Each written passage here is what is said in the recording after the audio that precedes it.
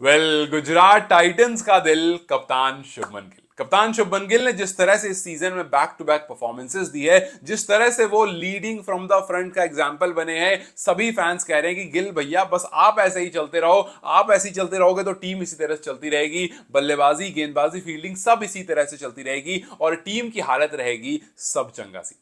हाँ भैया सब चंगा सी है। आप देखो, बैटिंग देख लो, बॉलिंग देख लो, फील्डिंग देख लो, राशिद खान का वो कैच देख लो। इनको सिर्फ एक ही चीज से बचने की जरूरत है और वो है जो बुरी नजर पिछली बार एसआरएच को लगी थी, उस बुरी नजर से बस बच जाना है। बाकी सब बढ़िया चल रहा है। आप देखो 10 मैच में आप 7 मैच जीत चुके हो। जो पिछले साल एलिगेशंस लग रहे थे ना कि शुभमन बेहतर कप्तान नहीं है, शुभमन में वो कप्तानी वाली बात नहीं है, वो कप्तानी मटेरियल नहीं है इसके अंदर जो हार्दिक पांड्या के अंदर था, जो पहले सीजन में आपको ट्रॉफी जिताता है, अगले सीजन में आपको रनर्स अप रखता है, वो वाली बात नहीं है। गिल के आते ही टीम एकदम से ड्रॉप हो गई और सारी की सारी एलिगेशन गिल के कंधे पर रख दी गई थी कि भैया कप्तान ही अच्छा नहीं है। इस बार उसी कप्तान ने आकर के बता दिया कि भैया एक ही तो सीजन हुआ था, जरा रुक तो जाओ, थम तो जाओ। इस बार देखो वो दो ओपनर्स जो ओडीआई वाले कहे जा रहे थे वो अचानक से टी20 वाले बन जाते हैं, अपना स्ट्राइक रेट इंप्रूव कर लेते हैं। गेंदबाज सिराज जिसको निकाल दिया गया था आरसीबी से कि यार मजा नहीं आ रहा है, जिसको रोहित ने यह कह दिया था कि पुरानी बॉल से उतना इफेक्टिव नहीं है, वो आकर के शुरुआत से ही कमाल कर रहा है। और भैया फील्डिंग तो खैर सभी अच्छी करे। प्रसिद्ध कृष्णा जिनको मतलब लोग कंसिडर उतना मेन इंपॉर्टेंटली कंसिडरेशन में नहीं रखते थे, वो यहां पर आकर के पर्पल कैप लेकर बैठे। सो अगर आप एनालाइज करोगे तो इस टीम में बहुत सारे ऐसे खिलाड़ी हैं जिनको उतनी कंसिडरेशन नहीं मिल रही थी, बट अचानक से एकजुट होकर के वो सब कुछ परफॉर्म कर रहे हैं और वो सब कुछ दे रहे हैं जो शायद बहुत लोगों ने नहीं सोचा था। सो इस टाइम पर शुभमन गिल और उनकी टीम सिर्फ एक और मैच दूर है, एक और विन दूर है। जैसे ही वो विन रजिस्टर होती है प्लेऑफ के लिए क्वालिफाई कर जाएंगे। और सबसे बड़ी बात यह है कि शुभमन गिल सिर्फ एज अ कैप्टन परफॉर्म नहीं कर रहे हैं कि भैया कप्तान बहुत अच्छे हैं, लेकिन उसके साथ साथ शुभमन एज अ बैटर भी बहुत अच्छा कर रहे हैं। और इस सीजन में उन्होंने एक काम अलग किया था कि घर पर रन नहीं किए थे। जी हाँ, शुभमन के शुरू के 4 मैचेस में घर का एवरेज सिर्फ और सिर्फ 20 का था, जो कि पहले कहा जाता था कि शुभमन जो है वो सिर्फ अहमदाबाद के प्रिंस हैं, वो सिर्फ नरेंद्र मोदी स्टेडियम पर ही रन्स बनाते हैं। लेकिन इस बार वही नहीं हो रहा था, बट कल वाले मैच में वो भी हो गया। सो बाहर तो आपका एवरेज अच्छा था, रन्स आप लगातार कर रहे थे, जो भी हाफ सेंचुरीज आ रही थी बाहर आ रही थी, घर पर कुछ नहीं आ रहा था। लेकिन कल 38 बॉल में 76 रन की जो पारी आई वो घर पर आई, घर वाले फैंस भी खुश हो गए। और जिस तरह से बैक टू बैक परफॉर्मेंसेज आई, जिस तरह से आपकी बल्लेबाजी में चाहे सिक्सेस हो, चाहे शॉट, चाहे पिकअप वाले शॉट हो, वो सब कुछ वो मतलब वो जज्बा, वो एग्रेशन दिखा, वहां से लोग हो गए श्योर कि भैया मतलब सब बढ़िया चल रहा है। आप बैटिंग देख लो, आप कप्तानी देख लो, आप एग्रेशन देख लो।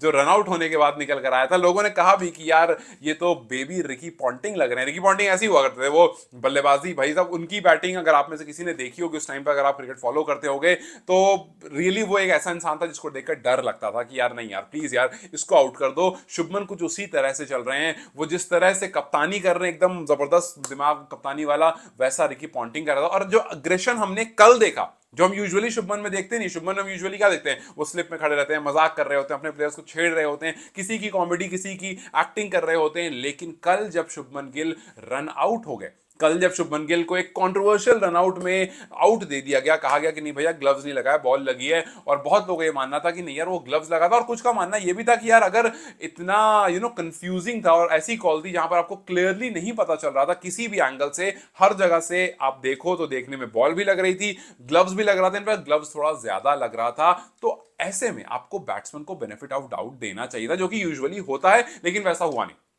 शुभमन बीइंग अ कैप्टन बाहर निकलते हैं, गुस्से में रहते हैं, कप्तान से पूरा तू में झगड़ा होता है और फिर उसके बाद वो वापस चले आते हैं। लेकिन वो वहां रुकते नहीं, उसके बाद भी जब सेकंड इनिंग्स में आते हैं तब भी पूरे टाइम वो जो अंपायर के यहाँ कैमरा लगा होता है ना, उसमें उनकी शक्ल पूरे टाइम वो कुछ ना कुछ कह रहे होते हैं। बीच में तो एक बार अभिषेक शर्मा भी आते हैं कि भाई रुक जा भाई, मतलब वो दोनों पुराने साथी हैं, वो दोनों पंजाब में साथ में खेलते हैं, काफी अच्छे से जानते हैं, साथ में बढ़े हैं, साथ में ग्रो हुए हैं, अंडर 19 भी साथ में खेला है, सो दोनों जानते हैं। वो भी आए अभिषेक रुकवाने उनको, लेकिन शुभमन कहाँ, वो तो भैया कप्तानी के अलग जोश में थे और वो रुके नहीं। मैं तो ये सोच रहा था अगर अंपायर के उसमें कैमरा में अगर आप माइक्रोफोन लगा दो तो आपको जो ऑडियो आएगी ना, वो आएगी रोहित शर्मा वाली। मतलब जिस तरह से उनका एग्रेशन निकल रहा था, वो बीच में ट भी चल रहा था। सो बड़ा मजा आता अगर उसमें भी माइक लगा होता। लेकिन हाँ, शुभमन गिल का वो कप्तानी वाला एग्रेशन देख करके ये तो जरूर समझ में आया कि भैया वो अपनी टीम को लेकर के बहुत ज्यादा सीरियस हैं और ये कप्तानी उनके लिए बहुत ज्यादा मैटर करती है। हालांकि कुछ लोगों ने टॉन्ट मारा, कुछ ने कहा कि विराट बनने की कोशिश कर रहे हैं और विराट के साथ रहते रहते विराट जैसे हो गए। लेकिन ऑन दी अदर साइड अगर आप देखोगे तो इस टाइम पर शुभमन को अपने आप को प्रूव करना है भाई। पिछले सीजन में जो सब कुछ हुआ था, उसके बाद उनको कप्तानी दी गई, उनको प्रूव करना है अपने आप को कि भाई कप्तान बन के खराब हुआ तो कप्तान बन के चीजें बेहतर भी हो सकती है। और उसके साथ साथ उनको यह भी प्रूव करना है कि टी20 वर्ल्ड कप भी आ रहा है, मुझे वहां पर भी अपने आप को प्रेजेंट करना है, वहां भी जाना है। लेकिन वहां पर मे भी जगह मिले ना मिले इसकी भी कोई श्योरिटी फिलहाल नहीं है, बिकॉज हमने इससे पहले देखा है कि टीम ने शुभमन को प्रेफरेंस नहीं दी है, खास करके शॉर्टर फॉर्मेट में। सो शुभमन को वो भी प्रूव करना है, इस वजह से वो आपको काफी अग्रेसिव दिखे। और जब आती है बात बल्लेबाजी पर, तो जाहिर सी बात है भाई, पिछले 7 इनिंग में 5 हाफ सेंचुरी लगाना सबके बस की बात तो होती नहीं है। और सिर्फ हाफ सेंचुरी नहीं, सारे के सारे स्कोर 60+ हैं। अगर आप 2 सिंगल डिजिट हटा दो तो एक में 2 पर आउट हुए थे, एक में 7 पर। उसके अलावा 61 not out, 60 run, 90 run, 84 run, 76 run. और जो लास्ट वाले कुछ रन आए हैं वो तो भैया तो 200 की स्ट्राइक रेट से, 160, मतलब जबरदस्त स्ट्राइक रेट से आए हैं। जहां पर लोग कहते थे कि वो धीरे खेलते हैं, स्लो खेलते हैं, वो सारे सवाल के जवाब उन्होंने वहीं पर दे दिए कि भैया ऐसा कुछ नहीं है, मोड चेंज करना भी आता है। और आप सोचो कि पिछले 6 सीजन से वो लगातार 400 रन बना रहे हैं, उससे ज्यादा बना रहे हैं। सो एक कंसिस्टेंट बंदा भी है, एक आपको तेज खेलने वाला भी हो गया। अब ऐसा नहीं आप कह सकते कि भाई बड़ा धीमे खेलता है, रुक कर खेलता है, इत्मीनान से खेलता है, बिकॉज अब वो लगातार अच्छा खेल रहे हैं। और तो और सबसे बड़ी बात क्या है कि अगर आप शुभमन हु इज अराउंड 25, अगर आप और बैट्समैन को कंपेयर करते हो शुभमन से, जो 25 साल की उम्र तक आईपीएल में कितनी 50+ स्कोर बना चुके थे, तो उसमें आप बहुत बड़ा डिफरेंस देखते हो। शुभमन 25 साल के होते होते तक उन्होंने 29 50+ स्कोर बना दिया है। उसके बाद दूसरा नाम रोहित शर्मा का, जिन्होंने सिर्फ 19 बार बनाया था। और उसके नीचे कोहली, अय्यर, ईशान किशन, जायसवाल का है, जिन्होंने 16 बार बनाया। अब आप सोचो कि शुभमन गिल एक अलग ही लीग में 29, और यहां कहां 16 और 19, वो एक अलग ही लीग में चल रहे हैं। सो यस, जहां पर हम शुभमन गिल की तरफ देखते हैं तो एक ही बात, लोग कहते थे यार परफॉर्म तो करता है बंदा, रन भी मारता है बंदा, स्ट्राइक रेट बस ऐसी चीज है ना जहां पर शुभमन थोड़ा नीचे रह जाते थे। लेकिन अगर आप पिछली 3 पारी ही उठाकर देख लो, सारे के खिलाफ जो उन्होंने लगाई वो 200 के स्ट्राइक रेट से, 38 बॉल में 76 रन, आरआर के खिलाफ 50 बॉल में 84 रन, केकेआर के खिलाफ 50 बॉल में 90 रन। सो आप देखो कि 163 से ऊपर का स्ट्राइक रेट, 168 का स्ट्राइक रेट, 200 का स्ट्राइक रेट, कुछ इस तरह से पिछले 3 मैच में रन आए हैं। सो वो जो सवाल था ना कि भैया स्ट्राइक रेट अच्छा नहीं होता है, वो यहां पर जाकर के सॉल्व हो गया। सो जो टी20 वर्ल्ड कप आ रहा है उसके लिए वो अपनी दावेदारी तो पूरी पेश कर रहे हैं।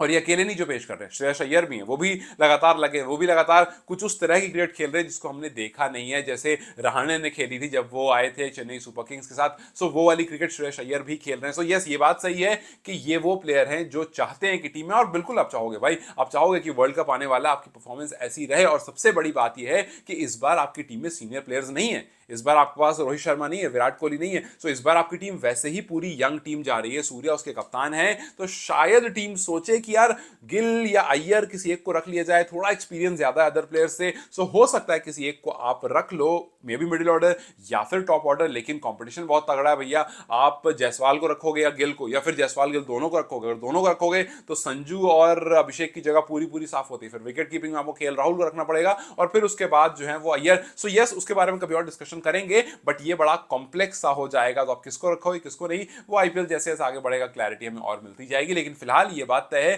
कि जिस तरह से शुभमन गिल ने खेला है, वो अपनी दावेदारी पूरी तरह से प्रूव करें। अब कल ही के मैच में देख लो, हाईएस्ट पावर प्ले टोटल कल जीटी ने बना दिया एसआरएच के अगेंस्ट।